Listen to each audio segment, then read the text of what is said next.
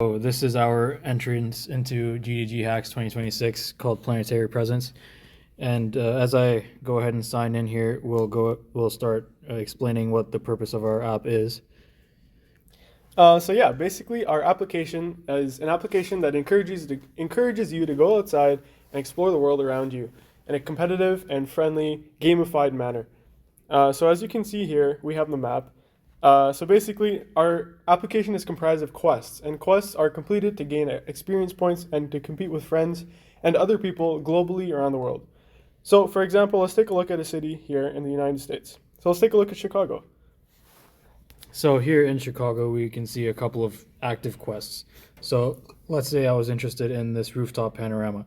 We can go into it and see some basic details. It's a landmark challenge. It's easy. It's worth 50 points, and no one's completed it yet. So that's about what comprises this detail view from the map. So moving along, if we head over to the quest page, this is where we see more of a interactive version of finding these quests. So you can sort by what's popular, maybe what your friends are doing, what's nearby you, or even by just the category of quests. So just culture ones, just food ones, etc. You can see which ones are still pending, which means they're being voted on. So at 100 upvotes net is when any quest becomes accepted into the roster. So basically, quests are proposed by the community. This whole app is community based. So for a new quest to be proposed, some random person in the community proposes the idea. Community members vote on the quest, and whether or not people like it determines whether the quest becomes active. So once it becomes active, as my partner was saying, after 100 upvotes, it becomes active and it comes here. And the other quests are pending. And then there's also another tab here called completed, where basically it just shows you all the completed quests you have. And a convenient reminder that you've completed it. Exactly. And one big feature of our application is the photo and media of the application, because every quest needs to have media evidence to prove that you completed the quest, because otherwise it would be hard to verify. So that is a very important part of our application. So now moving along to sort of the core of how you would add a quest. We've got this little button here which just gives you some options. You can name it, you can give it a category, difficulty, etc. Add a picture if you'd like. For example, if I wanted to make a task to eat a pancake, let's say food. Description's fine. Let's say easy, and in city we would say maybe Spain. Okay. Now moving along, one of the other main functionalities is our create a completion record of a quest. So let's say I want to do a landmark quest. I see, wow, there's touch the city gate.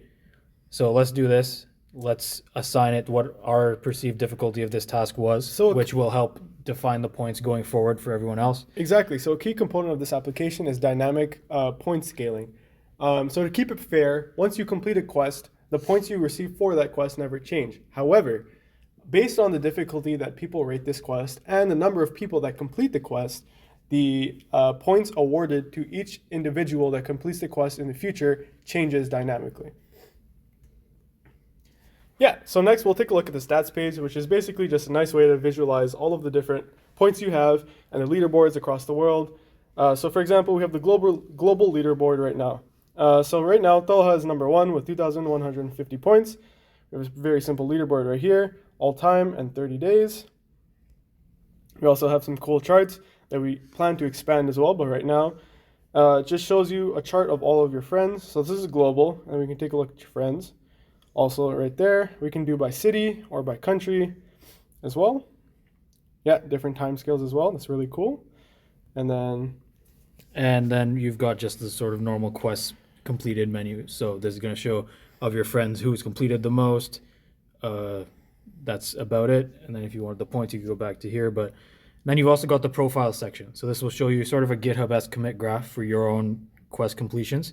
It'll show you your perceived adventurer type based on what category of these you use the most, and some useful stats about your own sort of greatest hits of using the app. Yeah. And your friends, and just options to see your friends, see what they're up to, their stats, Yeah. and even add new friends.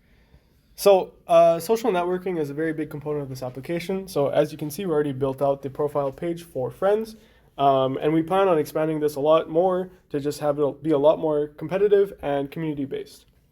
So, yeah, thank you so much for watching. We really appreciate it. And we And hope. we'd love to get your feedback. Exactly. Thank you.